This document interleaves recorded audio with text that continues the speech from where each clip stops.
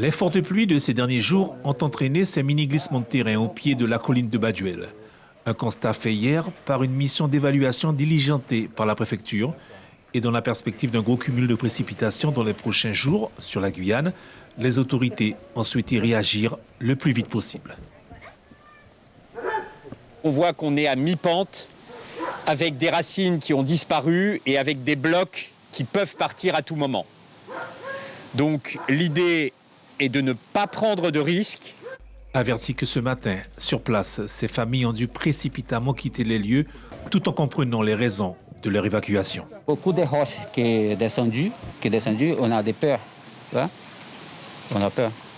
É por causa que da minha vida, né? Sim. Oui, Sim. elle est contente parce qu'elle met en risque sa vie en fait. Il y a des lieux qui couleront dans la maison. Oui, allez-y, oui. Des habitants qui ont donc été pris en charge dès cet après-midi par les services sociaux de la ville de Cayenne. C'est le CCAS de la ville de Cayenne qui est chargé de transporter ces personnes, de les emmener au collège.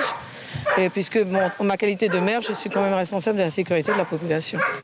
Ils seront donc 40 dès ce soir à dormir dans ce hall sportif mis à disposition par la CTG et aménagé pour la circonstance par la Croix-Rouge. Nous mettons à disposition le hall des sports du collège Gérard Audin.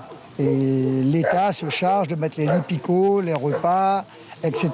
Nous, en journée, on déploie des équipes, y compris des personnels médicaux qui vont venir en maraude, parce qu'il peut très bien y avoir des personnes qui ont des problèmes de santé, qui ont oublié de prendre leurs médicaments, etc. Donc, on va les assister, les accompagner là-dedans, oui. Quant à ces habitants provisoirement déplacés, ils ne savent toujours pas quand ils pourront retourner chez eux. Alors, en attendant, cette dame tente de les réconforter en chanson. Suivez l'info sur Guyana Première, télé, radio et Internet.